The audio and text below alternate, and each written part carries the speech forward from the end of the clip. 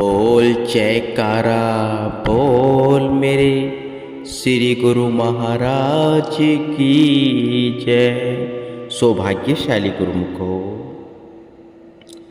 भरत जी के संत वह दुष्ट जनों के लक्षण पूछने पर भगवान श्री रामचंद्र जी उनके किए गए प्रश्नों का समर्थन करते हुए फरमाते कि जिन प्रभु प्यारे संत जनों के लिए निंदा और स्तुति दोनों एक समान हैं और अपने इष्ट देव के चरण कमलों में दृढ़ प्रीति है, ऐसे गुणों के धाम वह सदैव दूसरों के सुख देने वाले मुझे प्राणों के समान प्रिय लगती हैं। वे न तो अपनी निंदा सुन दुखी होते हैं और न ही अपनी प्रशंसा सुनकर हर्षित होते हैं। उनका जीवन एक रस होता है तथा वह सदैव ब्रह्मानंद में लीन हुए रहते हैं। उनकी भूलकर भी कभी किसी को संगति नहीं करनी चाहिए, क्योंकि उनका कुसंग दूसरों को सदा इस प्रकार दुख देने वाला होता है जैसे हर हाई बुरी जाति की गाय, कपिला सीधी सादी और दुधारू गाय को अपने बुरे संग से नष्ट कर देती है। दुष्टों के हृदय दूसरों की संपत्ति वह सुख को देखकर सदैव ईर्ष्यावश जलते रहते हैं तथा जब कहीं किसी की निंदा या बुराई सुनते हैं तो इस सीमा तक प्रसन्नचित्त हो जाते हैं मानो मार्ग में जाते हुए अपार धन का खजाना हाथ लगा हो। वे काम क्रोध आदि पांचों चोरों के अधीन होते हैं तथा निर्दय दिल में कपट रखने वाले पापों के घर होते हैं। आकरण करने में प्रयत्नशील रहते हैं। इसके अतिरिक्त जो उनके साथ भलाई का व्यवहार करे तो उन्हें भी भलाई का प्रतिकार बुराई रूप में देते हैं। झूठ को तो उन्होंने अपना अभिनेत्र सखा बनाया होता है। इसी का आश्रय लेकर दूसरों का अधिकार छीन लेते हैं। ऐसे खल दुष्ट जनों का हृदय इस प्रकार कठोर होता है जिस प्रकार की मोर। यद्यपि मोर कितनी सुंदर आवाज में बोलता है, किंतु उसका आहार कितना अभद्र है कि वह विषैले सांप तक को खा जाता है। इसी प्रकार दुष्ट जन भी ऊपर से बहुत मीठे मीठे वचन बोलते हैं, लेकिन उनके मलिन अंतकरण में दूसरों के लिए बुराई ही भरी होती है। निम्नलिखित दृष्टांत में भी संत वह दुष्टजनों के जीवन में पाए जाने वाले लक्षणों का सजीव प्रतिरूप लिए हुए हैं कि किस प्रकार एक संत रूप प्रभु भक्त के भलाई ही भलाई करने पर भी चार दुष्ट जन उनकी भलाई का बदला कृतज्ञता के रूप में देते हैं। उनके इस अन्याय को सहन न कर सकने के कारण एकाएक धरती फट जाती है और वे चारों दुष्ट उसमें समा जाते हैं। एक बार किसी नगर के राजा ने यज्ञ करवाया जिसमें समस्त ऋषि मुनि जन व ब्राह्मणों के अतिरिक्त स्वनाम धन्य भक्त जयदेव जी, जो कि किन्हीं पूर्ण ब्रह्मदर्शी पुरुषों के सच्चे सेवक वह प्रेम भक्ति के विचारों से भरपूर थे भी सम्मिलित हुए। यज्ञ समाप्त होने पर राजा साहिब ने यथा योग्य सबको दक्षिणा रूप में बहुत भेंट दी। भक्त जयदेव जी को भी कुछ गोए भेंट रूप में मिली थी, जिन्हें लेकर वह अपने घर की ओर जा रहे थे। चलते चलते उनको मार्ग में किसी निर्जन वन में से होकर गुजरना पड़ा। अभी उस वीरान वन के भीतर यह कुछ कदम ही रख पाए थे कि एकाएक 4 चोर उनके सामने आ खड़े हुए और गरज कर बोले, तेरे पास जो कुछ है चुपचाप यहाँ पर धर दे, नहीं तो तुझे मार देंगे। प्रत्युत्तर उत्तर में भक्त जी ने नम्रता से कहा, भाइयों, मेरे पास तो केवल ये गाय हैं, आप इन्हें ले लो। इतना कहकर प्रसन्नता पूर्वक गाय चोरों को समर्पित कर भक्त जी घर की तरफ जाने के लिए कदम बढ़ाने लगे। गोए लेने के पश्चात चोरों के मन में यह विचार आया कि कदाचित कहीं हमारा भेद ही न खुल जाए।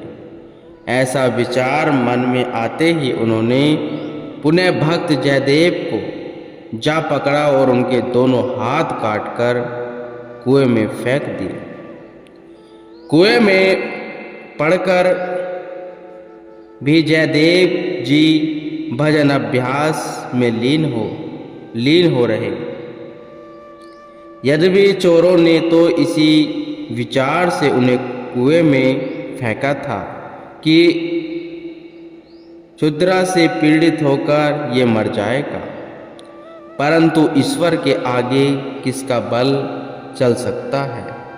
सत्य ही तो है, जाको राखे साइया, मार सके न कोई, बाल न बाका कर सके, जो जग वैरी होए। जिस कूप में चोरों ने भक्त जी को अपाहिज कर फेंका था, देवयोग से उस देश का राजा अपने सैन्य बल सहित उसी ओर आ निकला। गर्मी के दिन थे, जिस कारण सभी प्यास से आकुल हुए जा रहे थे।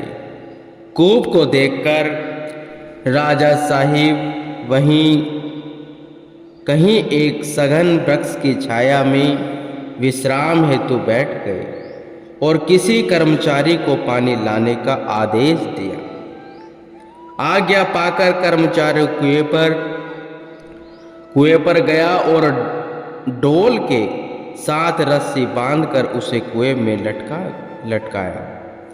जैसे ही कुएं में डोल गया, तत्क्षण उस डोल के साथ भक्त जयदेव जी चिपट गए। इधर जब वह कर्मचारी रस्सी ऊपर की ओर खींचने लगा तो उसे ज्यादा भार अनुभव हुआ, जिससे पहले तो वह भयभीत हो गया। मन में सोचने लगा न मालूम कौन सी बला है जिसने डोल को बलपूर्वक पकड़ लिया है। पुनः कुछ देर बाद हृदय में साहस बटोर कर जब कुएं में झांक कर देखा तो ज्ञात हुआ कि इसमें तो कोई मनुष्य ही गिरा पड़ा है। तत्पश्चात उससे पूछा और फिर उसे कुएं से बाहर निकालकर राजा साहिब के पास ले आए। राजा साहब ने जब भक्त जयदेव जी से कुएं में गिरने का कारण पूछा तो भक्त जी ने उत्तर दिया, काहू ने कोहू सुख दुख कर दाता, निज कृतज्ञ कर्म भोग सब वृता। अर्थात महाराज, जो कुछ मेरी किस्मत में लिखा है वही मुझे कर्मानुसार मिल रहा है, क्योंकि ऊपर लिखित श्री रामायण की पंक्तियों के अनुसार संसार में कोई भी जीव किसी को दुख सुख नहीं देता। यह सब अपने ही किए कर्मों का फल है। कदाचित मेरी इसी में ही भलाई निहित होगी। राजा साहिब उनकी यह बात सुनकर सोचने लगे कि यह सज्जन श्रेष्ठ विचारों का वह सत्संगी प्रतीत होता है। इनके उच्च विचारों से प्रभावित हो राजा साहिब इन्हें अपने साथ महल में ले आए। भक्त जयदेव जी अब वहीं रहने लगे। नियम अनुसार नित्य प्रति उठकर भजन अभ्यास कर अपने इष्ट देव संत सदगुरुदेव जी का पूजन आराधना करने के पश्चात राजा साहिब के साथ सत्संग वर्ताव करते और कहते कि समस्त योनियों में एक मनुष्य जन्म ही ऐसा है, उत्तम जन्म है, जिसमें कि प्रभु नाम का सुमरण कर मालिक का सत्कार किया जा सकता है। जयदेव जी इस प्रकार की प्रेम भक्ति की बातें सुनकर राजा साहिब अपने अंतःकरण में एक प्रकार के दिव्य आनंद की अनुभूति करते। अब उनके हृदय में भी सच्चे आनंद की प्राप्ति का साधन जानने की प्रबल इच्छा जागृत होने लगी। उन्होंने जयदेव से पूछा, मानव जन्म के कल्याण की आप कोई युक्ति बता सकते हैं? जयदेव जी ने उत्तर में कहा, हाँ महाराज, आप संत महापुरुषों के सत्संग प्राप्त क्या करें और एक ऐसा सत्संग भवन निर्मित करवाएंगे जहां संत महात्मा जन आए और निरंतर सत्संग प्रभाव चला करे। ऐसा करने से आपको आत्मा के कल्याण का सहयोग प्राप्त हो सकता है। भक्त जी के कहने पर राजा ने एक सत्संग भवन बनवाया, जिससे सत्संग भवन बनाने की चर्चा देश विदेश में विख्यात हो गई और चलते फिरते जंगम रूप प्रयागराज अर्थात संत महात्मा नित्य प्रति वहां आने लगे। अब वहां का समस्त समाज मंगलमय हो गया। सत्संग की त्रिवेणी बहने लगी, जिसमें भाग्यशाली आत्माएं मंजन कर अपने मानव जन्म का कल्याण करने लगी। इस सत्संग का समस्त कार्यक्रम भक्त जयदेव जी के नेतृत्व में ही होता था।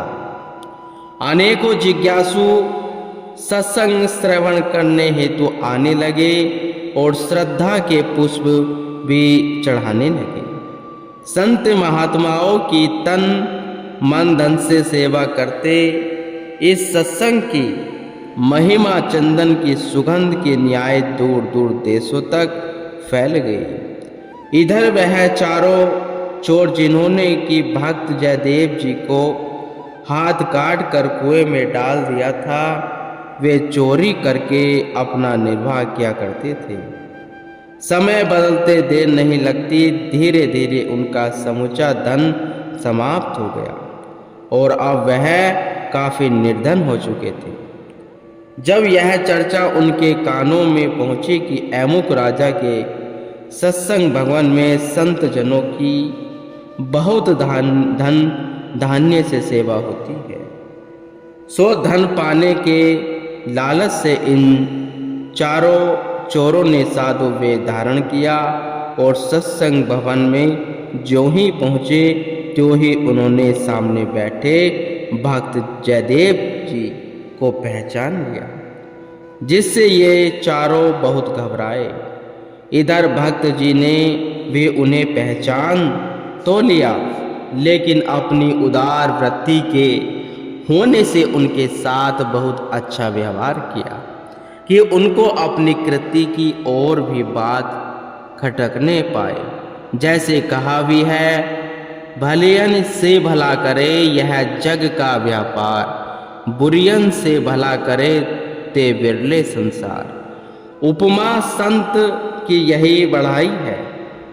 मंद करे वो करे भलाई। कुछ दिन वहाँ रहकर जब चारों साधु रूप चोरों ने विदाई ली तो भक्त जी ने राजा साहिब को कहकर इन चारों को बहुत धनमाल दिलाया। इसके अतिरिक्त उनके साथ कुछ व्यक्ति भेजे।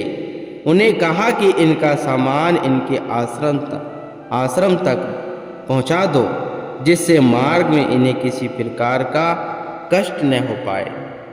वहां से जब वे चारों चोर और राज कर्मचारी आदि चले तो मार्ग में उन नौकरों ने उससे पूछा, क्या कारण है जो भक्त जी ने अपनी इतनी आवभगत की है? यह सुन चोरों ने कहा, भाई क्या पूछते हो, इसमें एक गंभीर रहस्य निहित है। वो यह कि सत्संग मंडली में जो सबसे बड़े भक्त जी प्रबंधक बने बैठे हैं वह व्यक्ति पक्का चोर है। एक बार इसने कई चोरों की चोरी की जिससे वह पकड़ा गया। चोरों के अभियोग में वहां के राजा ने इसे फांसी का हुक्म दिया था। देवयोग से हम चारों वहां पहुंच गए तो हमारे बहुत कुछ कहने पर राजा ने फांसी न देकर दंड रूप में इसके हाथ कटवा दिए। इसी उपकार के कारण आज इसने हमारी इतनी सेवा की है। चोरों के मुंह से भक्त जी के विरुद्ध इतनी बात निकलनी ही थी कि एकाएक धमाके के स्वर में वहां की धरती फट गई और वे चारों उसमें धंस गए। धरती भी पापियों का भार न सहन कर पाई। फलत उसने चारों पापियों को अपने भीतर समाहित कर लिया। यह अनोखी घटना नौकरों की समझ में न आई। आखिर वे धनमाल सहित वापस लौट आए और सारी घटना अक्सर राजा साहिब एवं भक्त जी को कह सुनाई। इस घटना को सुनकर जैसे ही भक्त जयदेव जी अपनी कटी हुई दोनों भुजाओं को मिलाकर अफसोस करने लगे, तत्क्षण भगवत कृपा से उनके हाथ पूर्वतः ठीक हो गए। ऐसी अनहोनी घटना देखकर राजा साहिब के आश्चर्य की सीमा न रही। भक्त जी से उन्होंने पूछा, भक्त जी क्या कारण है? पहले तो आपके हाथ न थे, इसी क्षण सबके देखते देखते ही आपके हाथ प्रकट हुए हैं। इतना सुनकर पहले तो भक्त जी बहुत आनाकानी करते रहे, परंतु राजा साहिब के विवश करने पर उन्होंने बताया कि इन चारों वेशधारी साधु चोरों से मैंने पहले भी भलाई की थी और अब भी, परंतु इन्होंने अपने कुटिल स्वभाव के अनुसार मुझ पर लांछन लगाए। उनका यह अभिप्राय कार्य कुदरत को मंजूर न हुआ। तभी एकाएक धरती फट गई और वे उसमें समा गए। इधर मेरे हाथ भी ठीक हो गए। अतएव प्राणी मात्र को चाहिए कि प्रत्येक के साथ छल कपट रहित व्यापार करे। इतनी वार्ता सुनकर राजा साहिब भक्त जी के चरणों पर गिर कर कहने लगे, आप इतने महान पुरुष हैं, यह मैं आज ही जान सका हूँ। अतः मैं आपको ही अपना पथ प्रदर्शक बनाऊंगा। इतना कहकर राजा साहिब भक्त जी के आगे नतमस्तक हो गए और उनसे सच्चे नाम की दीक्षा ली और सैन्य नियम अनुसार नित्य प्रति भजन अभ्यास करके वह सत्पुरुषों की संगति से राजा साहिब अपना जन्म उज्जवल कर गए। गुरु